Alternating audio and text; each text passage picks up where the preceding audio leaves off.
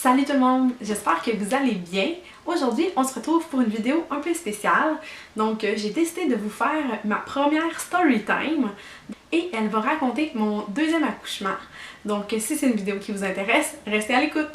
Je vais vous faire une petite mise à jour de ma grossesse. Donc, j'étais due le 29 mars 2017 et dans le fond, j'avais vu mon médecin le 29, pas mal. Puis j'étais rendue ouverte à 3, puis effacée à 75%. Puis elle m'avait dit, je pense pas qu'on va se revoir la semaine prochaine à ton rendez-vous de lundi. Donc j'étais comme, je m'attendais un peu à accoucher dans les prochains jours.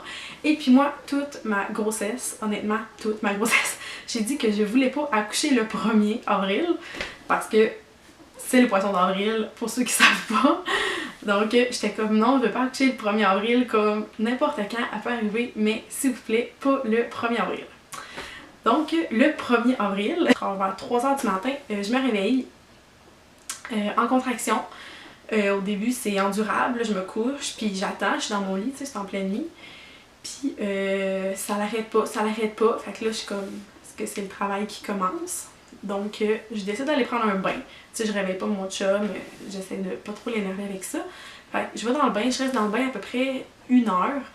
Puis finalement, mes contractions ont comme diminué. Fait que je me relève, puis je me recouche.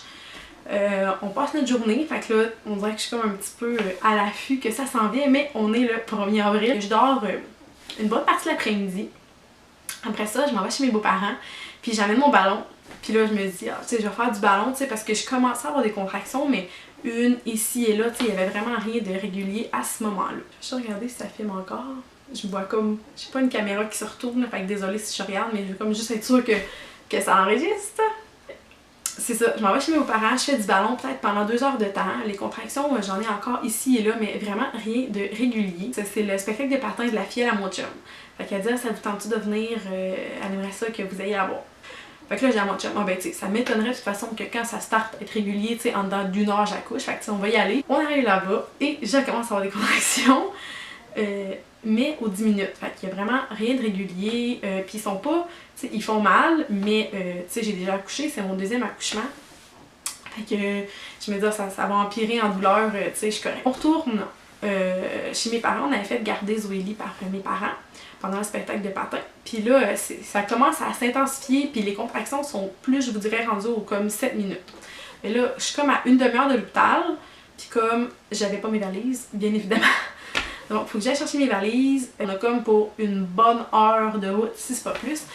Mais là, tu sais, je suis comme, ça fait pas si mal que ça. Je suis comme, c'est normal. Là, ma mère est comme, ben, tu devrais y aller, tu sais. Finalement, je me décide d'appeler à la maternité. On est le 1er, puis là, il est rendu comme 9h30. Ouais, 9h30, 10h. Fait que j'appelle, puis là, elle me dit, ben là, c'est ton deuxième bébé, t'es à comme une demi-heure de l'hôpital, t'as dépassé ta date, tu devrais peut-être juste venir vérifier pour être sûr s'il y a eu de l'évolution dans ton travail, puis c'est qu'on va te retourner chez vous, mais d'après moi, comme ça s'en vient. Fait que, ok, mais tu sais, c'était encore super endurable, fait que on part, on monte à la maison, chercher nos valises, fini de faire les valises, comme parce qu'on n'avait pas tout préparé. Va porter Zoélie chez sa marraine, on part. Puis c'était encore endurable, ça s'intensifiait, mais c'était encore endurable. Là, j'étais à mon chum, non, là, c'est pas vrai que je vais me faire pogner comme la dernière fois, à Zoélie.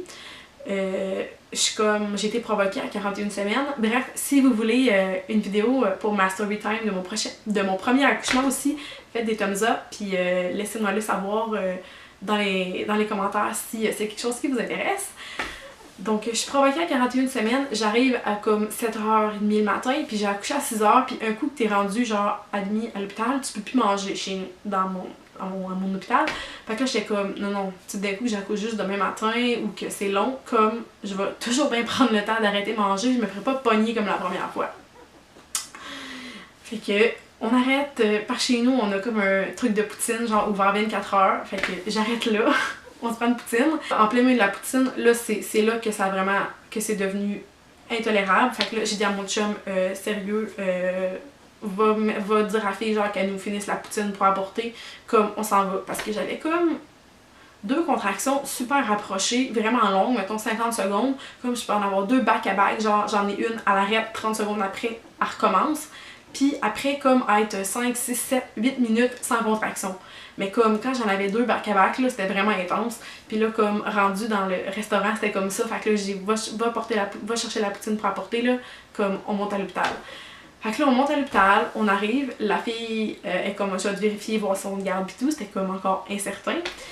Donc on est arrivé, il est à peu près 11h30. Fait que, merci, j'ai pas accouché le premier, j'ai accouché le 2.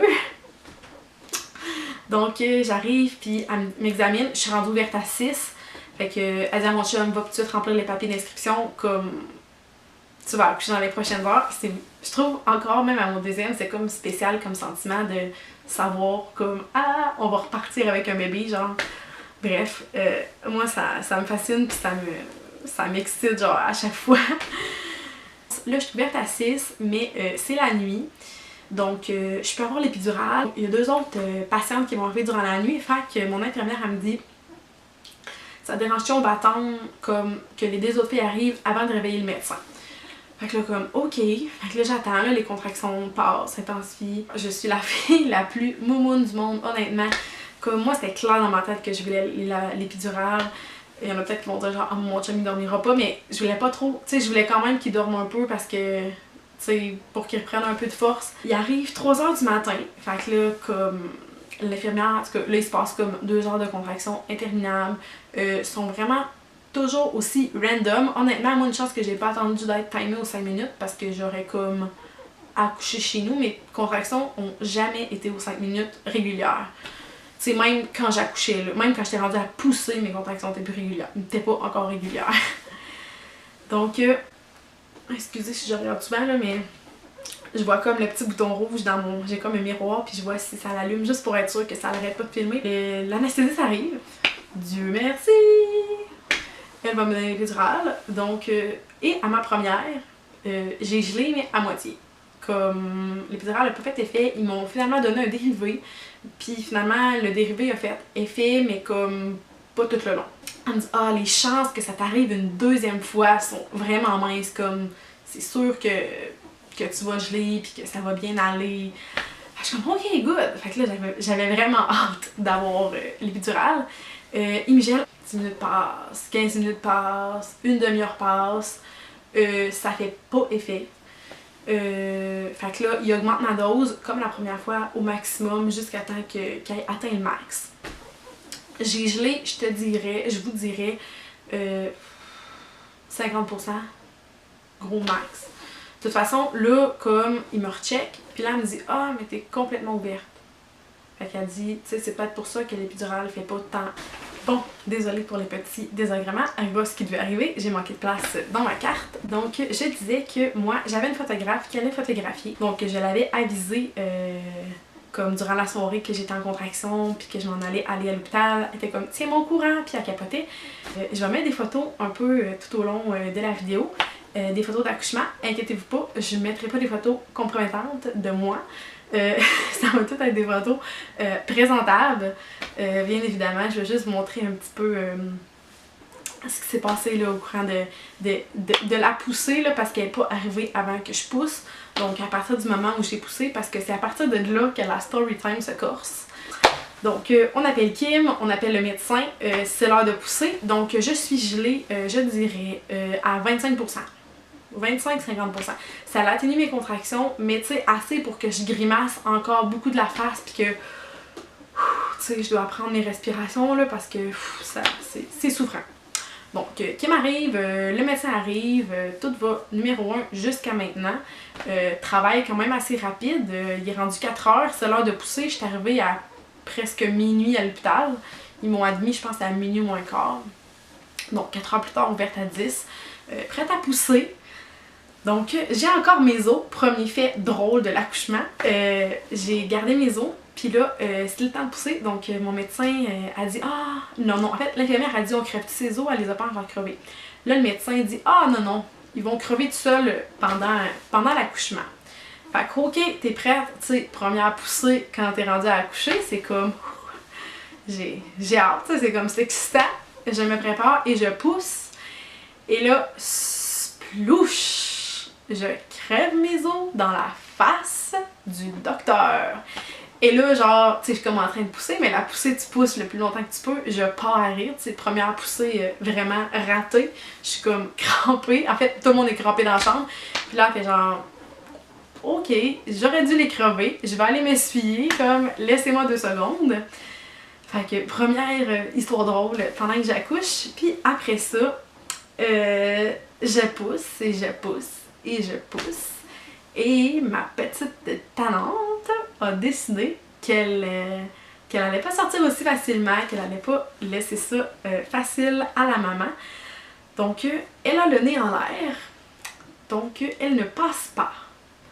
Et là, le médecin rentre ses mains, essaye de tourner sa tête et repousse, et repousse, et repousse, et repousse. Et elle ne passe pas. Donc, c'est à ce moment que je dégèle complètement et qu'on essaie de augmenter ma dose de péridurale, puis qu'il n'y a plus rien qui fait l'effet. Donc là, je suis dégelée complètement et puis mon bébé ne veut pas sortir. En gros, c'est à peu près ça. Je veux pas faire peur à personne, ok? Là, si vous n'avez pas encore accouché, si vous avez peur, c'est peut-être le moment de skipper la vidéo, mais ça finit bien. Donc, vous pouvez rester jusqu'à la fin, mais c'est pas une story time très happy d'accouchement. Donc là, elle fait venir un gynécologue parce qu'il y a comme eu 4-5 accouchements pendant la nuit. Ça a comme été intense. Donc le gynécologue était là. Elle vient, elle rentre ses mains. Elle aussi, elle essaie de revirer le bébé. Puis ils sont comme, t'as une petite coquine dans ton ventre parce qu'il y a beaucoup de place. Mais elle a la tête en l'air, puis elle baisse pas sa tête. Puis on la tourne et elle se remet la tête en l'air. Fait qu'elle dit, même si qu'on fasse ce qu'on veut, on peut même pas utiliser les forceps ni les ventouses, c'est sa tête qui est pas bien placée. Comme si sa tête se place pas, ça va lancer césarienne. Fait que j'étais comme, ça va peut-être finir par se placer. Donc 1 heure de poussée passe, 2 heures de poussée passe. Très honnêtement, je capote parce que il se passe rien. Tu sais, à ma première, je poussais, ça a été long. Mais tu sais, c'était comme, ok, on voit sa tête, on voit, tu sais, ça commence à ouvrir. Là, 2 heures plus tard, il s'est rien passé. Rien.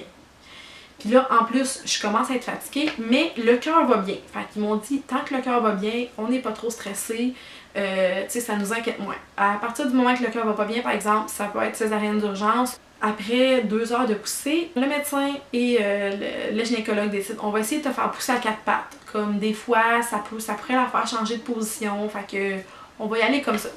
Donc, j'ai mis à 4 pattes, ma position la plus glam. Ben, vous connaissez la position 4 pattes, tu commences à avoir mal au bras, puis écoute, je commence à être fatiguée, il est comme rendu 6 heures du matin, j'ai pas dormi de la nuit, j'ai des contractions, je suis pas gelée, je me peux plus. Donc, je pousse une demi-heure comme ça.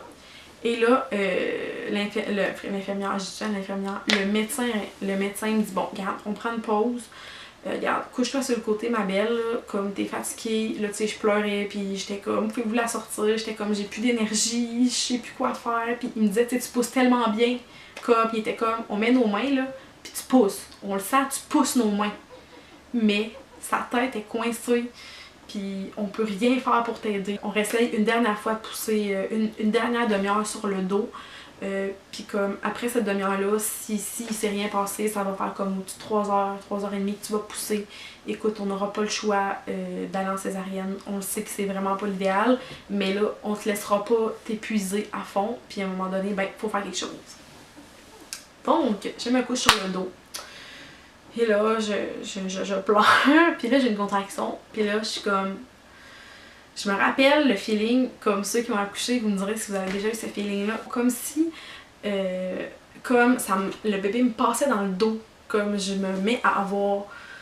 C'est dur à expliquer, là, mais c'est comme si elle me passait dans le dos. Non, mais à un moment donné, quand j'ai des contractions, j'ai comme arrêté de pousser parce que ça me soulageait pas, tu sais, je faisais juste m'épuiser. Fait que là, je dis, là, ça pousse. Fait que là, tu sais, l'infirmière me dit, pousse-la, ma belle, ta contraction, si jamais ça peut te soulager, tu sais, parce que là, je capote. Donc, je pousse. Et là, je me rappelle à ma fille, là, je dis, non, non, là, il se passe vraiment quelque chose. Puis puis là je pousse, puis là comme il m'avait mis un drap là, tu sais, il m'avait comme abrigué parce que là, tu sais, j'étais comme, j'avais froid puis tout. Fait que là, elle check comme en dessous du drap, puis là elle fait comme, ok, la tête est là ma belle. Comme le médecin, ça se passe vite, le médecin était comme en train de boire une gorgée d'eau. Le médecin arrive, puis là comme tout le monde se place, puis là elle dit genre, ok pousse. Je repousse et mon bébé est là. Comme en 2 poussées elle est arrivée. Donc elle est finalement née à 7h11, donc un petit bébé, 7 livres et 2. Moi je trouve ça petit parce que ma première pesait 8 livres et 11. Fait que c'était comme, j'ai pogné un méchant drop. Donc elle est finalement née, donc 2 petites poussées pour tout ce 3. En fait c'est comme 3 heures de poussée, mais elle est sortie en 2 poussées.